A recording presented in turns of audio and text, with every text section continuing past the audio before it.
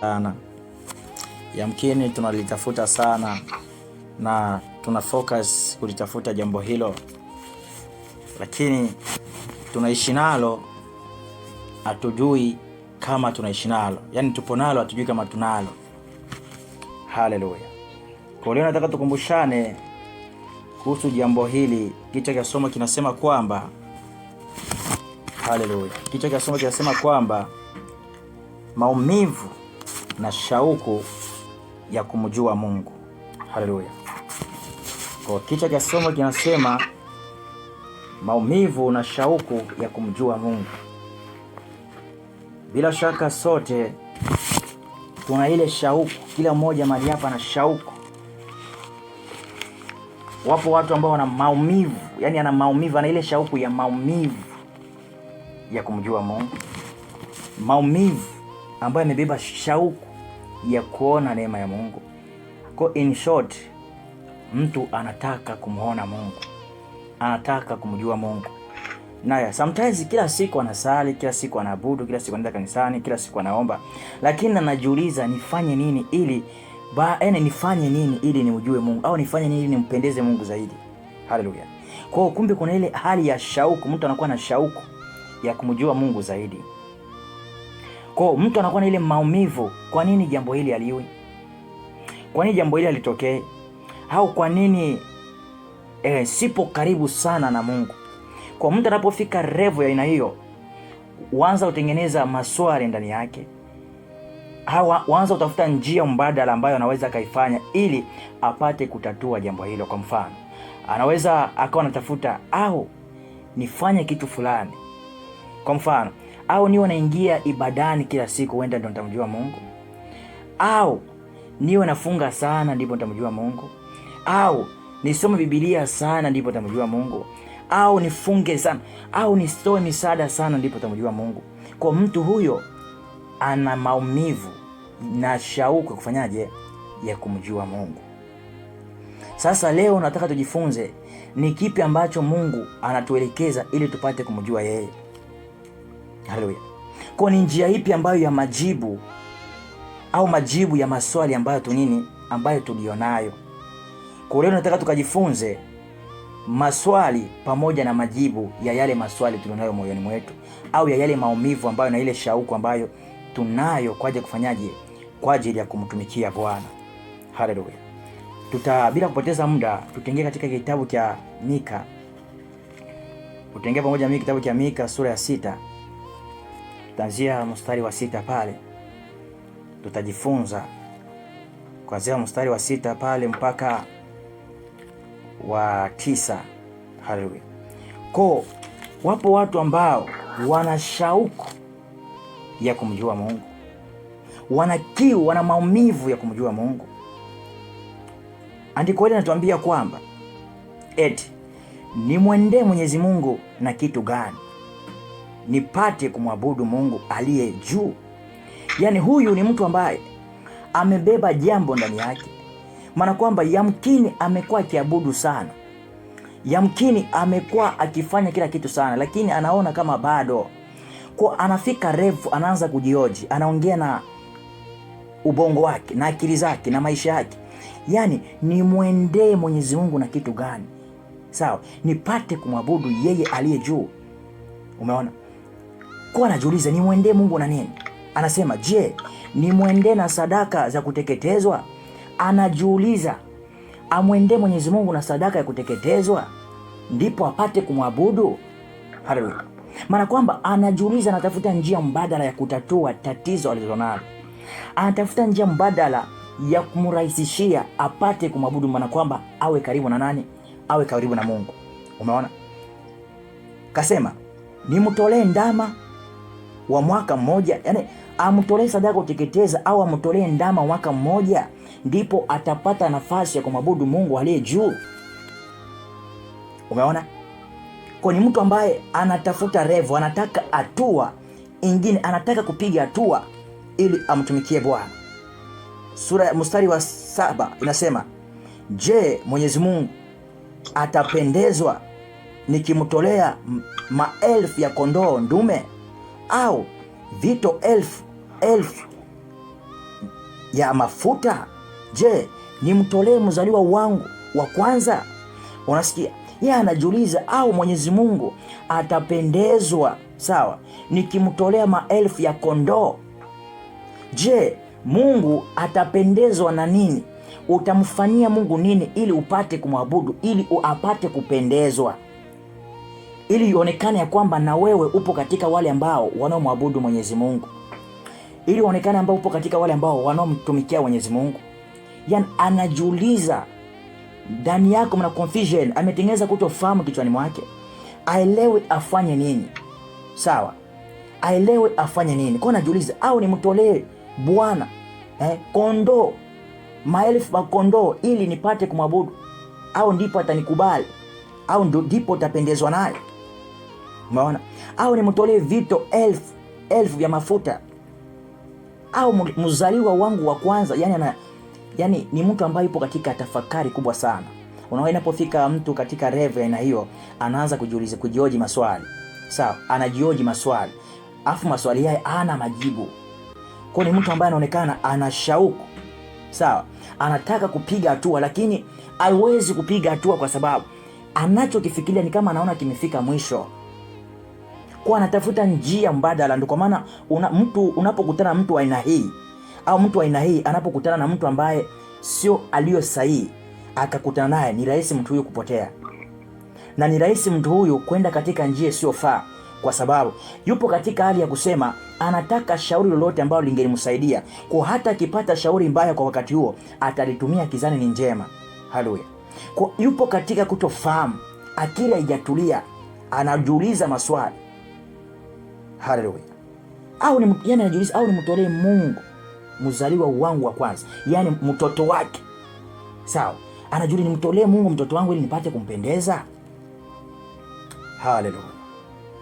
Eti kwa ajili ya kosa langu, eti nimtolee kwa ajili ya kosa langu na mtoto wangu. Kwa anajaribu, au nimtolee mtoto wangu kwa ajili ya kosa langu, yani mtoto wake yeye.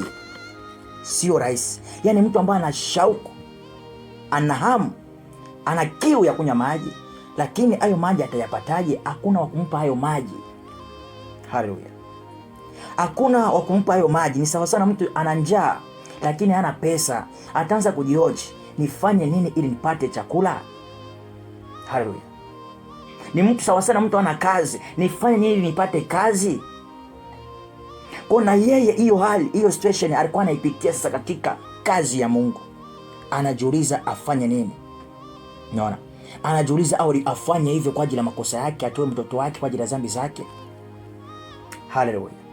Lakini kuna majibu hapa ya yule mtu ambaye ana maswali ya aina hii, au mtu ambaye anapitia wakati mgumu, katika hali ngumu ya kutamani kumjua Mungu zaidi. Mtu huyu sio kwamba alikuwa aende kanisani, na mtu huyu sio kwamba alikuwa asali, lakini anajiona katika ile hali ya kutokukamilika, yani anataka kumpendeza Mungu zaidi. Haleluya. Ndio kwa maana mstari wa 8 umesema Mungu amekuonyesha yaliyo mema, ewe mtu. Kwa Mungu amekuonyesha yaliyo mema. Hayo ni majibu ya yule mtu alikuwa anajiuliza maswali. Kwa Mungu amemonyesha yaliyo mema huyo mtu. Haleluya. Sawa, amemonyesha yaliyo mema. Umeona? Anachokitaka Mwenyezi Mungu kwako ni hiki.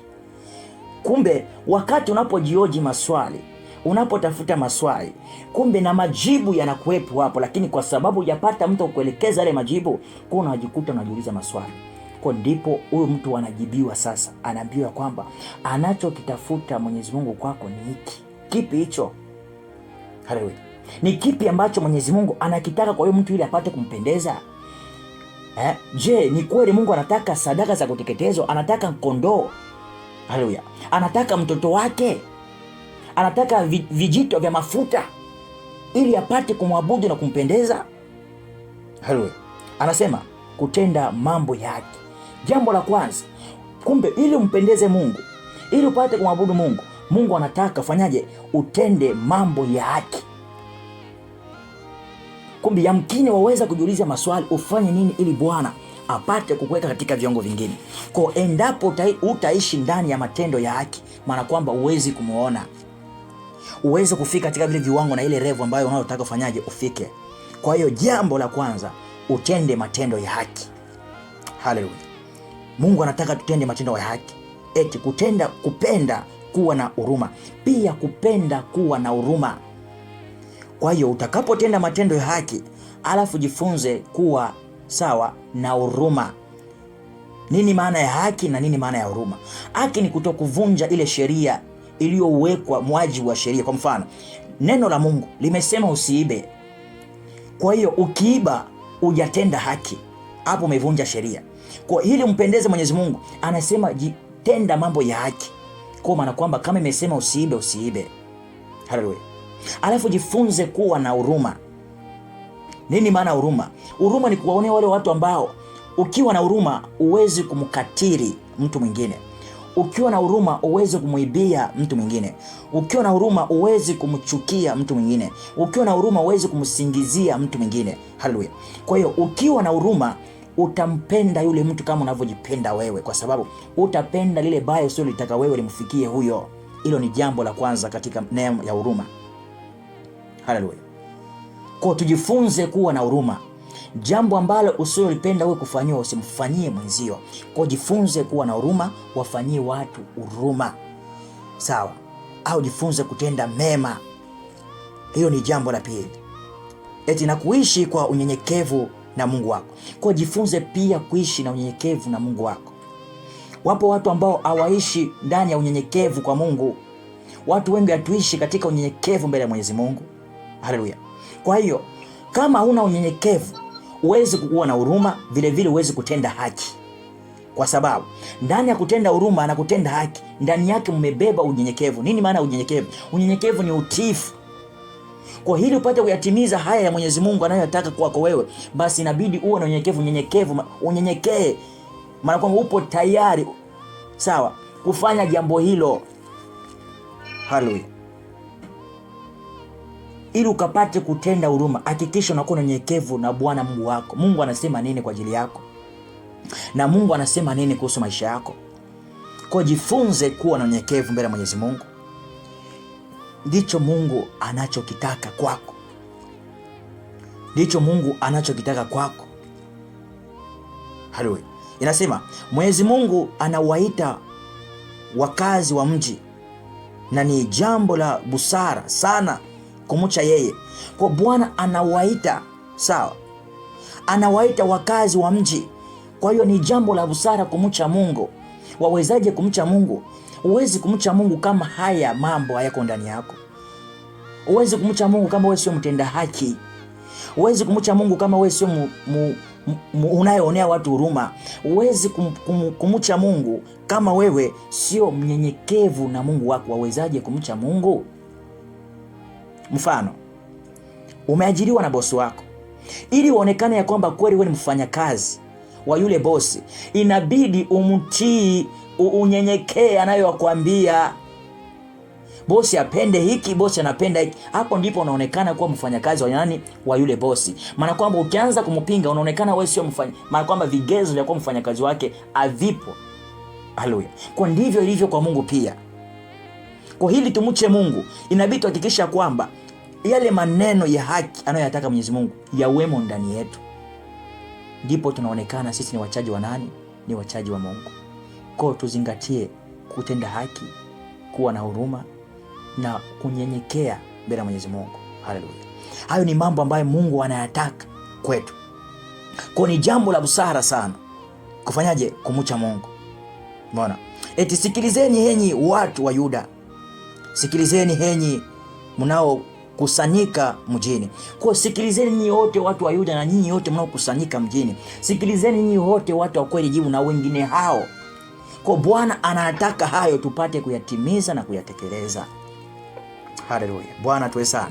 Kwa tujifunze kufanya hivyo, kwa sababu katika hayo ndimo mnaonekana uchaji wa sisi kumcha Mwenyezi Mungu. Katika hayo ndipo mnathibitika wokovu wetu. Haleluya. Tutaenda kusoma kitabu cha Zaburi sura yake ya 15. Haleluya. Bwana tuweze sana. Sura ya 15 mstari wake wa kwanza mpaka wa 5. Haleluya. Neno la Bwana linasema, nani yeye Mwenyezi Mungu atakaye kaa imani mwako? Hili ni swali. Eti ni nani yeye Mwenyezi Mungu atakaye kaa imani mwako? Kwa ni nani anayefaa kukaa hapa kweli? Jibu. Maana hapa ni imani pa Bwana. Sawa? Hapa ni imani pa Bwana. Madhabahu haya ni imani pa Bwana. Kwa hiyo ni nani anayefaa kukaa imani pa Bwana? Hilo ni swali. Haleluya. Nani atakayeishi juu ya mlima wako mtakatifu? Eti ni nani atakayeishi juu ya mlima wako mtakatifu? Haleluya. Kwa ni nani, mtu wa Mungu? Ni nani? Je, kweli tunafaa sisi kuwepo hapa imani pa Bwana? Hapa kweli jibu tunafaa? Je, tunafaa kuwepo mlimani pake patakatifu? Hayo ni maswali tunapaswa kujiuliza katika njia zetu za utakatifu. Katika njia zetu za wokovu tujiulize hayo maswali. Je, tunafaa? Haleluya. 2,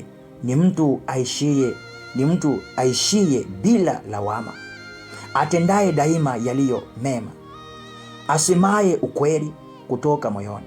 Umeona? Kwa kumbe mtu ambaye anayefaa kukaa imani mwa Bwana na mtu anayefaa kukaa mlimani mwa Bwana ndio anakupa vigezo hivi sasa. Kwa mtu anayefaa kukaa hapa kweli jibu, au sehemu ambapo ni mahali patakatifu wa Mwenyezi Mungu.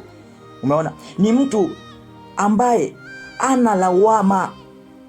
Umeona? Atendaye daima yaliyo mema. Ni mtu ambaye ana lawama, daima yeye anapenda kutenda yaliyo mema. Huyo ndiye mtu anayefaa. Haleluya. Anayefaa kufanyaje? Kukaa imani mwa Bwana na mahali pake mlimani patakatifu. Umeona? Eti asemaye ukweli kutoka moyoni. Yaani mtu ambaye sio muongo. Anapenda kusema ukweli. Hata kama nimekukosea ndugu yangu, nimekukosea, ndio, nisamehe. Haleluya. Nisamehe. Kwa ni mtu anapenda kusema ukweli. Hawa ndio watu wenye vigezo, watu wa Mungu. Ndio mtu ambaye haya ni majibu ya yule anayejiuliza kule ya kwamba afanye nini ili apate kumtumikia Bwana. Afanye nini ili apate kumpendeza Mungu. Haleluya. Hayo ni majibu. 3, ni mtu asiyesengenya watu. 3, ni mtu asiyesengenya watu, asiyemtendea uovu rafiki yake. Ni mtu asiyemtendea uovu rafiki yake. Kwa huyo mtu ndiye anayefaa kukaa imani mwa Bwana, ndiye anayefaa kukaa katika mlima wa Bwana mtakatifu. Haleluya. Haleluya. Wala akufitini jirani yake. Maana kwamba akufitini, ana fitna juu ya jirani yake. Huyo mtu, huyo ndiye anayefaa kukaa nyumbani mwa Bwana, ndiye anayefaa kukaa madhabahuni mwa Bwana, ndiye anayefaa kukaa hapa kweli jibu. Haleluya. Kwa hana fitina. Umeona? Ana fitina. Mstari wa 4, ni mtu anayewazarau wafisadi. Yaani ni mtu ambaye anayewazarau wafisadi. Maana kuwazarau, akubaliani nao. Ni mtu anapingana nao, maana kwamba anawazarau. Hata wanapomletea mawazo yao, yeye yani aungani nao. Kwa hiyo anawazarau wafisadi. Umeona? Lakini awaheshimu wamchao Mwenyezi Mungu. Lakini mtu huyo anawaheshimu wanaomcha Mwenyezi Mungu. Kumbe mtu anayefaa kukaa nyumbani mwa Bwana, mtu anayefaa kumwabudu Mungu, kumtumikia Mungu, haleluya, kuwepo mahali patakatifu, haleluya, ni mtu ambaye sawa akubaliani na wafisadi, na ni mtu ambaye anawaheshimu wale wote wanaomcha Mwenyezi Mungu katika kweli. Ana kiburi, hawatukani watumishi wa Mungu, hawatukani wajakazi wa Mungu. Ni mtu ambaye anawaheshimu watumishi wa Mungu, anawaheshimu wajakazi wa Mungu, haleluya, kwa sababu anajua ile neema iliyomo ndani yao, haleluya. Kwa huyo mtu ndiye anayefaa kumwabudu Bwana na kumtumikia Mungu, haleluya. Eti ni mtu asiyeungana, asiyegeuka kiapo chake hata kikimtia hasira, au hasara, kikimtia hasara. Kwa ni mtu ambaye asiyegeuka kiapo chake, hata kama hicho kiapo kinamtia hasara. Maana kwamba tumeapa sisi kwamba hatutatenda mabaya, hatutatenda dhambi, hatutakubaliana na wafisadi. Kwa hicho ni kiapo, hatutakigeuka. Maana kwamba haiwezi kutokea siku moja tungani nao. Kwa hata kama tutaonekana kwamba wao watenda kupata faida, sisi tumepata hasara, sisi hatujali. I don't care. Sawa. Sisi tunachokiamini kwamba hatuwezi kukubaliana nao, na kiapo chetu mbele ya Mwenyezi Mungu kuhusu watu wao akiwezi kubadilika. Basi watu hao ndio wenye vigezo kufanyaje vya kumcha Mwenyezi Mungu. Unaona? Asiyekopesha fedha yake kwa riba. Ni mtu asiyekopesha pesa kwa riba. Wewe unakopesha watu pesa, unakopesha watu hela mara ngapi, pesa mara ngapi, afu nawaambia na yajua kuongezea na yajua. Hiyo ni riba. Yani anayemcha Mungu afanye hivyo. Hawakopeshi watu hela, hawakopeshi watu pesa kwa riba. Hawakopeshi watu pesa kwa riba. Mimi nakumbuka kipindi fulani, kipindi nilikuwa nyumbani, nilikuwa kama sikopi na nilikuwa sikopeshage mtu. Kwa sababu najua na mimi nikitoa hela, mtu akija kunikopa, nikitoa hela, hata kama atajua nimemkopesha, huwa simdai. Hata akija siri, nilikuwa sichukuaji. Kwa sababu najua.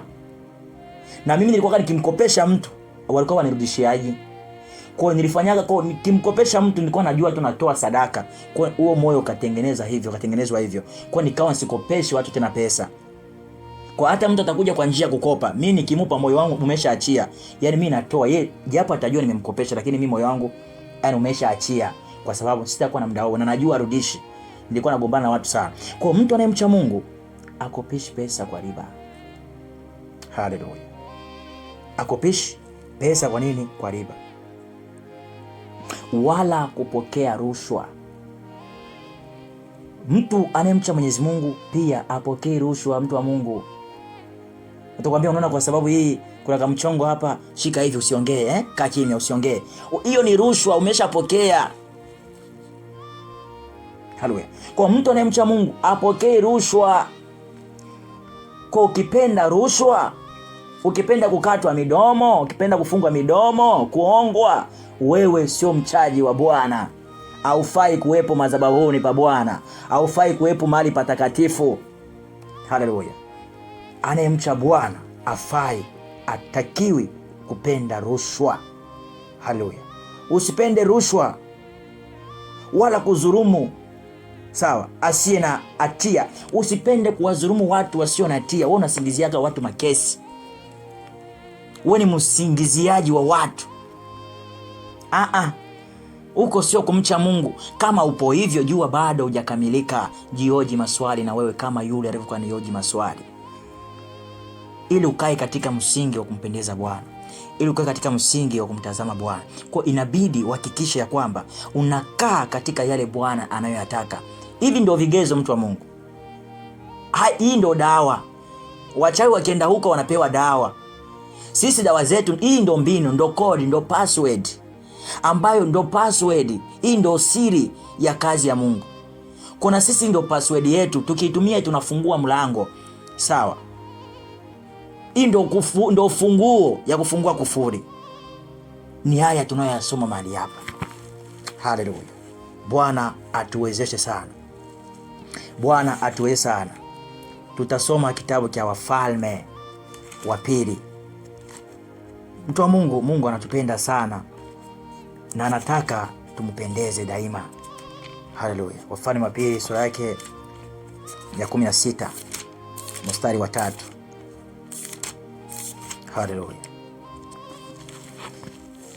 Bwana atuweze sana.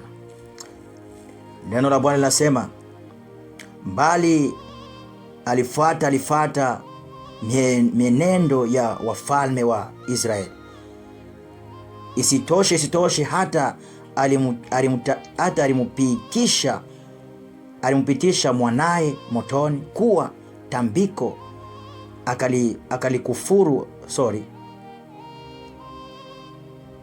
akalifata desturi mbaya za mataifa ambayo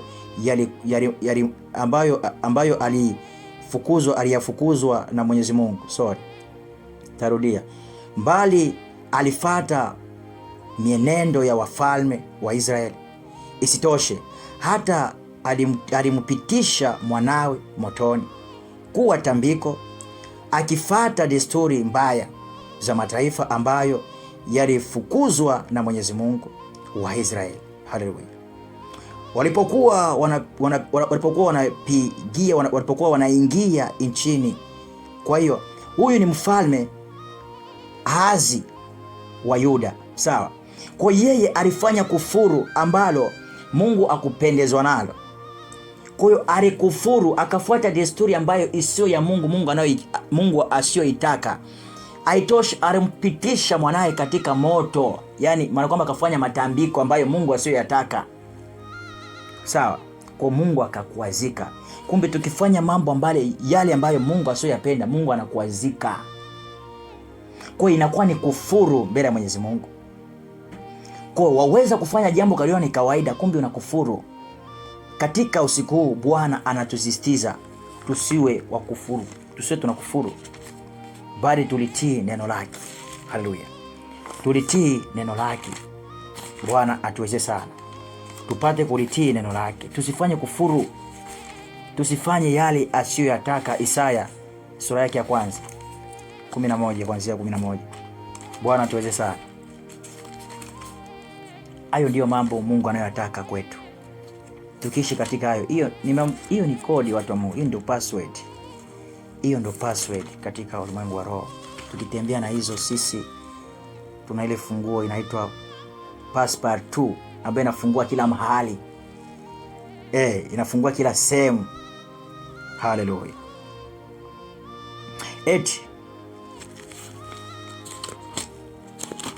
Neno la Bwana linasema,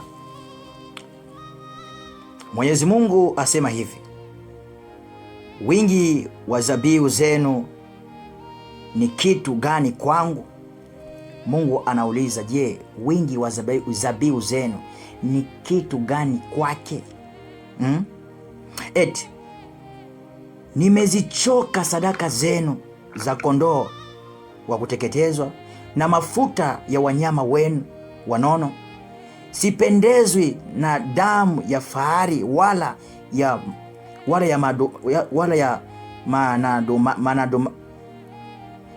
wana kondoo wala ya beberu. Kwa hiyo Bwana anasema amezichoka hizo sadaka, sawa. Yani apendezwi nazo tena. Yamkini mtu wa Mungu unamtolea Mungu sadaka sana. Sasa hiyo sadaka yako kama utembee katika msingi wa imani, msingi takatifu, basi jua Bwana amechoshwa nazo, apendezwi nazo tena hizo sadaka. Haleluya. Kwake zimekuwa makwazo. Kwa hata ukimtolea beberu kwake haifai. Haleluya. Mnapokuja mbele yangu kuniabudu, nani aliyewataka mkanyage nyungu zangu? Mnapokuja mbele yangu, nani aliyewataka mkanyage nyungu zangu? Anawaulizeni. Kumbe kuna wakati sometimes mambo tunafanya Mungu hayataki, sisi tunakuja tunakanyaga, yeye hataki. Tumetoa sadaka, yeye hazitaki, amechoshwa nazo. Mungu amechoka sadaka. Mungu anachoka sadaka. Ni sadaka zipi? Za wale ambao wasiompendeza. Mungu anachoshwa nazo, hazifai. Haleluya. Kumbe Mungu anakataga sadaka. Haleluya. Kwa hiyo Mungu amechoshwa. Musiniletee tena matoleo yenu. Anasema usimuletee tena matoleo yako. Umeona? Tusimuletee tena matoleo yetu yasio na maana. Ubani ni chukizo kwangu. Acheni kufanya sikukuu za mwezi mpya. Kwa anasema msimtolee tena sadaka zenu, amechoshwa nazo. Sawa? Ubani yani hazina maana. Ubani sawa, wala sikukuu za mwezi mpya, yeye yani hayo yote ameyachoka, hayataki kuyaona, kuyasikia. Haleluya. Mungu kuna wakati anachoshwa na mambo ambayo tunayoona sisi yanafaa kumfanyia, kumbe yeye kasha yachoka muda mrefu. Sisi tunapambana tu. Haleluya. Sabato na mikutano ya ibada, sikubali ibada zilizochanganyikana na dhambi. Anasema Sabato, sawa, na mikutano ya ibada sikubali, sawa, ibada inayochanganyikana na dhambi. Kumbe chanzo au shida hapo ni dhambi. Kumbe shida ya Mungu kukataa yoyote ya kwamba yataki, chanzo kianzilishi ni dhambi. Bwana hataki kuchanganya. Amesema vizuri kabisa, sawa, anayetenda dhambi ni mtumwa wa dhambi. Na ukisha kuwa mtumwa wa dhambi, tulijifunza jana, ukisha kuwa mtumwa wa dhambi maana kwamba wewe unaongozwa na dhambi, unapelekeshwa na dhambi. Bwana apendezwe na Sabato hiyo, apendezwe na ibada zinazochanganyikana na dhambi. Bwana hataki. Hata kama utafanya nini, Bwana hataki. Kwa ni kama vile tunapoteza muda. Haleluya. Anasema sikukuu zenu za mwezi mpya na nyinginezo moyo wangu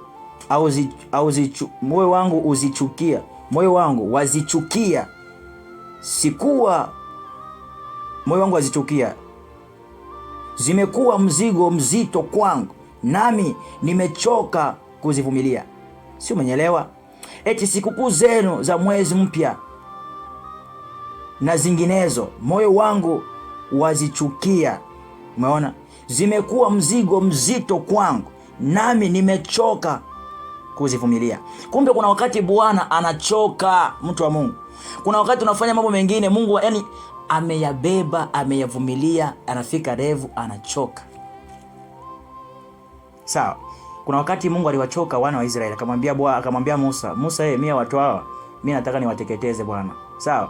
Yaani akaanza kumpanga Musa. Mungu alimpanga Musa, akamwambia Musa, watu hawa wameniasi, mimi nataka niwateketeze, lakini wewe takufanya wewe uwe taifa tena kubwa.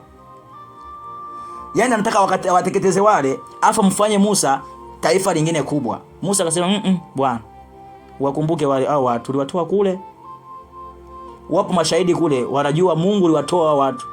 Usiwafanyie hivyo. Kuna wakati Mungu anachoshwa na mambo yasiyofaa. Utafanya msamaha, utaomba, utatenda dhambi, unaomba msamaha. Mungu anachoka kukusamea. Haleluya. Kuna wakati maovu, mambo tunayofanya yanamchosha Mwenyezi Mungu, anatuona sisi hatufai tena, anashindwa kuvumilia. Haleluya. Nipo naona kama ni mwanadamu sasa, alikuwa kimkosea anavumilia, ukikosea mwisho siku anaongea, sasa anaanza kukufokea, mwisho siku anakupiga. Ndivyo asili ya mwanadamu. Haleluya. Kwa sababu anaonyesha amekuvumilia sana, mwisho siku anaanza kukupiga. Haleluya. Tumefanya hivyo hata mzazi maza tu ukimzingua au baba akikuonya unafanya mistake, akikuonya siku inayofuata unapigwa.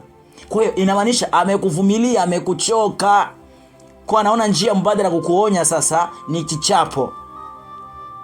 Umeona? Kumbe kuna wakati Mungu anatuchoka. Sasa kama anatuchoka, njia mbadala kutuonya ni ipi, watu wa Mungu? Sasa Mungu akitufanyia hivyo tutakuwepo kweli? Tutaangamia. Kwa inabidi tujiweke sawa, tumtafute Bwana. Sawa. Huyu sura mstari wa 15, eti mnapoinua mikono yenu kuomba, nitauficha uso wangu nisiwaone, hata mkiomba kwa wingi sitawasikia.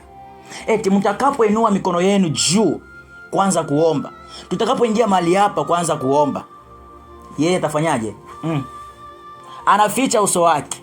Kwa sisi tutakuja mahali hapa, hata kama tutaomba nyumba hii itatetemeka, watu wote kule watasikia, tutaweka maspika kule, Bwana hata tusikia.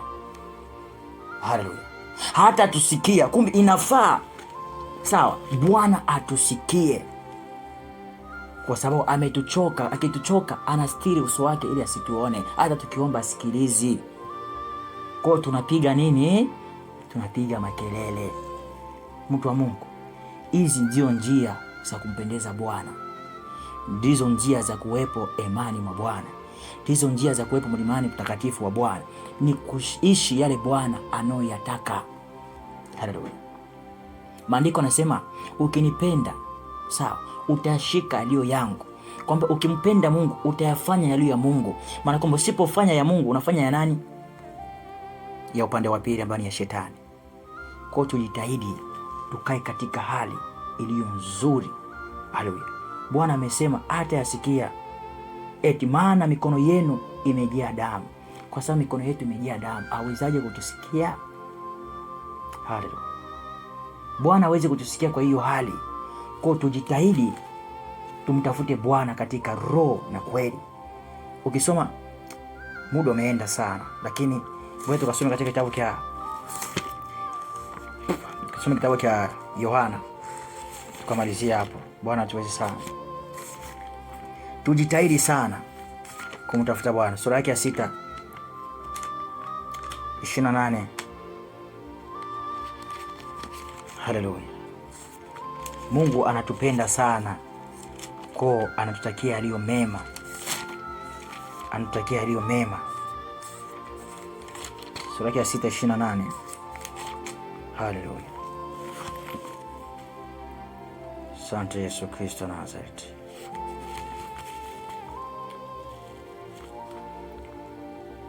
Nasema wao wakamuuliza tufanye nini hili tuweze kuzitenda kazi za Mungu? Au wakamuuliza sawa, eti tufanye nini? Hao ni watu ambao Mafarisayo walikuwa wanajiita ni watu ambao sawa, wazao wa Ibrahimu. Umeona? Wakamuuliza tufanye nini ili tupate kuzitenda kazi ya Bwana au kazi ya Mungu? Umeona? Yesu 29, Yesu akajibu, hii ndiyo kazi anayotaka sawa Mungu, muifanye kumwamini yule aliyemtuma. Kwa kumbe kazi Mungu aliyoitaka au anayetaka tuifanye ni kumwamini yule aliyomtuma ambaye ni Yesu Kristo. Tutawezaje kumwamini? Tunamwamini katika kuyatia yale matakwa na maagizo ambayo ndiyo tunayoyajua kwamba haya ndiyo yanafaa. Haleluya. Tumwamini yeye aliyemtuma. Umeona? Kwa tumwamini Kristo. Ukisoma hii 30 hapo wakamwambia utafanya ishara gani ili tuione tupate kukuamini? Wakamuuliza wewe waweza utafanya ishara gani ili tupate kuiona na tukuamini? Haleluya. Wanamuuliza hivyo au watu. Yamkini ni wewe unamuuliza Bwana hivyo, afanye nini? Afanye ishara gani ili upate kumwamini? Mtumishi Hamisa anasema mtumishi nanili Mungu tusaidie sana. Aise. Jina limenienda. Mungu angutusaidie sana. Kwa hiyo wanamuuliza tufanye nini ili tupate, au utafanya ishara gani ili tupate kuamini ya kwamba hayo unayoongea ni ya kweli? Haleluya. Bwana tuweze sana. Bwana tuweze sana. Eti utafanya kitu gani? Wakamuuliza utafanya kitu gani? 31 wakasema wazee wetu walikula mana kule jangwani, kama yasemavyo maandiko, aliwalisha mkate kutoka mbinguni. Wao wakamwambia, maana kwamba wao wakajua hiyo ndo kazi, kwa na wao wanataka ishara. Yesu aonyeshe ishara. Asema wazee wao walikula mana, ambayo yale mana ni yale ambayo ni ile mikate Mungu alitengeneza kipindi Musa wanatoka kule Misri. Haleluya. Aliwatengenezea hiyo mikate wakawa wanakula kwa chakula chao. Eti wao wazee wao ambao ndo wakina Musa walikula yale mana kutoka mbinguni. Hawakujua mbinguni nani aliyowapa ile mana. Wanajua tu kutoka mbinguni, lakini hawajui aliyowapa hiyo mana ni nani. Haleluya. Umeona? Kwa wakawa wanamwambia Yesu hivyo. Kwa wanataka na wao Yesu awaonyeshe ishara ili wapate kumwamini. Haleluya. Yesu akawaambia, kweli nawaambieni, Mose akuwapeni mkate kutoka mbinguni. Baba yangu ndiye awapaye nyinyi mkate wa kweli kutoka mbinguni. Ndipo Yesu akawaambia, amini nawaambia, Musa akuwapa nyinyi mkate kutoka mbinguni, bali Mungu au baba yake ndiye anayewapa wao mkate kutoka mbinguni. Kumbe kuna wakati tunaishi na neema ya Mungu, tunaishi vyakula vya Mungu, tunaishi baraka ya Mungu, hatujui kama ni Mungu anayetupa. Haleluya. Watu walikula ile mikate wakajua ni Musa kaitoa ile mikate, kumbe Musa kapewa na Mungu. Haleluya. Kwa upande mwingine ni kwamba walimwamini Musa kuliko Mungu. Haleluya. Upande mwingine kwamba wao wanajua Musa ndiye Mungu wao, ambaye Mungu wa mbinguni hawamjui. Kwa sababu ilikuwa ngumu wamwamini Yesu katika yale anayoyazungumza. Haleluya. Ilikuwa vigumu sana. Umeona? Eti maana mkate wa Mungu ni yule ashukaye kutoka mbinguni na aupaye ulimwengu uhai. Basi wakamwambia, Bwana, tupe daima mkate huo. Yesu akawaambia, mimi ndimi mkate wa uhai. Anayekuja kwangu hataona njaa, anayeniamini hataona kiu kamwe. Haleluya. Yesu ndipo akawaambia, umeona? Mkate ni Yesu, ni yeye. Wakimwamini yeye, wakila mkate hawataona njaa tena. Umeona? Na hawataona kiu tena, yani kabisa itakuwa imekwisha hiyo. Hawatategemea tena mikate maana kutoka mbinguni. Kwa Yesu anawatosha. Kumbe hili yote haya tuliyosoma au yote tunayotarajia na tunataka kuyaona ili yapate kutimia yapo ndani ya Yesu. Tumwamini Yesu, tumuishi Yesu. Na kumuishi Yesu ni kuzingatia yale ambayo Yesu anayoyataka. Haleluya. Uweze kusema wewe ni mwana Mungu. Unajua watu wengi wanaomba lakini wanataja, maandiko yanasema vizuri, watu wao wananitaja kwa vinywa vyao lakini mioyo yao ipo mbali na mimi. Kwa kuna wakati watu wanaamka wanaomba, wanalala wanaomba, wanafanya kila kitu wanaomba, lakini sio kwamba maombi yao yanajibiwa, yanapokelewa. No. Yani wale wanaishi kwa neema tu, ile ambayo kama vile wanavyonyeshewa mvua, jua linawaangazia, mwezi unawaangazia, nyota. Wanaishi kwa hiyo neema. Kwa upumbavu wao ujiaminisha kwamba wana Mungu, kumbe hawana Mungu. Haleluya. Kwa ujinga wao ujitia moyo kwamba Mungu anawaonekania, kumbe Mungu Mungu, maandiko yanasema hivi, maombi ya mwenye dhambi machukizo yake ni machukizo mbele zake. Sisi tumesoma hapa ya kwamba mkiwa na dhambi yeye atasikilizeni maombi yenu. Sasa unadhani mtu mwenye dhambi anapoomba maombi yake Mungu anayapokea? Huo muda Mungu anautoa wapi? Ndivyo watu wengi wanaishi katika hiyo hali. Wanaishi katika dhambi wakitumania kwamba Mungu anawasikiliza, lakini kumbe hawapo na Mungu. Na makanisa ya leo yapo hivyo. Wanafanya miujiza katika hali ya giza, kwa sababu miujiza usipoifanya katika utakatifu wa Mungu, unaifanya katika utakatifu wa giza. Kwa usipofanya miujiza ya Mungu, unafanya miujiza ya shetani. Waweza ukaponya, waweza ukahubiri, waweza ukatabiri, lakini usipotabiri, usipohubiri, usipoponya katika misingi ya kweli, basi jua unachokifanya kipo katika misingi ya giza. Maana tuna njia mbili tu. Tulisema jana, usipoenda mbele utarudi nyuma. Na usipoenda kushoto utakwenda kulia. Ndivyo ilivyo. Usipoenda kwa Mungu utakwenda kwa shetani. Haleluya.